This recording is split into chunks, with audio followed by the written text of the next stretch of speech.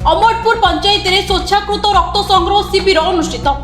Grammar दुई युवक स्वर्गत शिपु और राजन को स्मृति रे कृपा सिंधु चैरिटेबल ट्रस्ट और अमरपुर यूथ क्रिकेट क्लब आनुकूल रे रक्तदान शिविर अनुष्ठित होइतिला।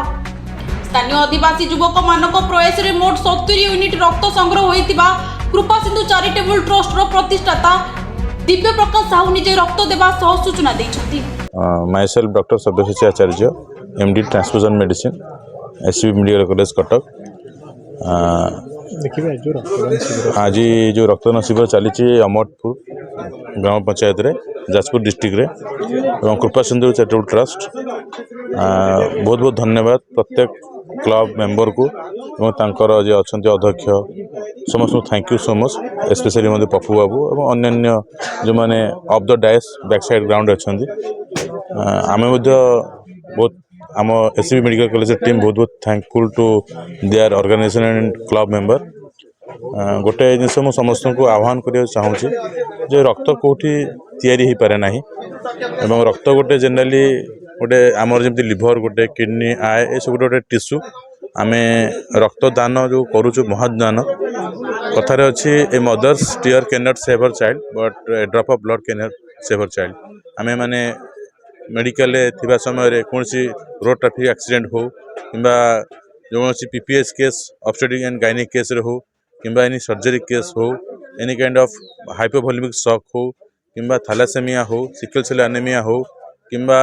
Any kind of blood disorder aplastic anaemia हो थ्रोम्बोसाइटोपेनिया हो विभिन्न केस रक्तदान निहाती जरूरी अच्छे। किंतु ये आमर एससीबी गोटे बड़ा एडवांटेज होची आमर रक्तटा को आम होल ब्लड को आम कंपोनेंट रे कन्वर्ट करूँ जोटा कि आमर एफएफपी हो आरडीपी हो क्रायो हो पीआरबीसी हो आम तो 4टा कंपोनेंट करूँ तेणु आम जड़े लोक जड़े रक्त देले ये 4 जन जीवन रक्षा कर प्रथम इंपोर्टाट जिन हूँ रक्त जो आम दि जाऊँगी समस्त को आम प्रत्येक दिन आम हस्पिटाल पाखापाखि 100 ରୁ 150 लोक थैलासेमिया पेसेंट आसुँच आम गवर्नमेंट फ्री ऑफ कॉस्ट रे आम दौचु पीआरबीसी दौचु जो मैंने आसुँच सिकल सेल एनीमिया आम दौचु। प्रथम कथा ये रक्त देवा द्वारा मनुष्य विभिन्न प्रकार लाभ हुए। प्रथम कथा अनेक रिसर्च स्टडी कहूँ रक्त देवा द्वारा मनुष्य जो बोन मेरो स्टिमुलेशन हुए भल रक्त प्रोडक्शन हुए। अस्मिता मल्लिक कौटी अमरपुर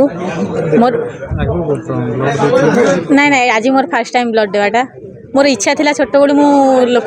जीवन देवाई चेष्टा करी मो जीवन थिला क्या ब्लड दरकार है मुझे मत बहुत खुशी लगुच मु ब्लड दे मु बार्ता रखी समस्ते खुशी मन आसी ब्लड दे जदि मो ब्लड द्वारा जदि अन्य जने बंची पाचन जीवन रखा होता देवाटा समस्ते उचित समस्त मु माने ये करी जे तमें समस्ते ब्लड आसी दिंतु आउ जनक जीवन ही बंचु जदि मो ब्लड देवा द्वारा जदि 2 जन जीवन बंचुची मु देवा राजी अच्छी सब बेले। जाजपुर सुरेश कर रिपोर्ट टू मानी टीवी।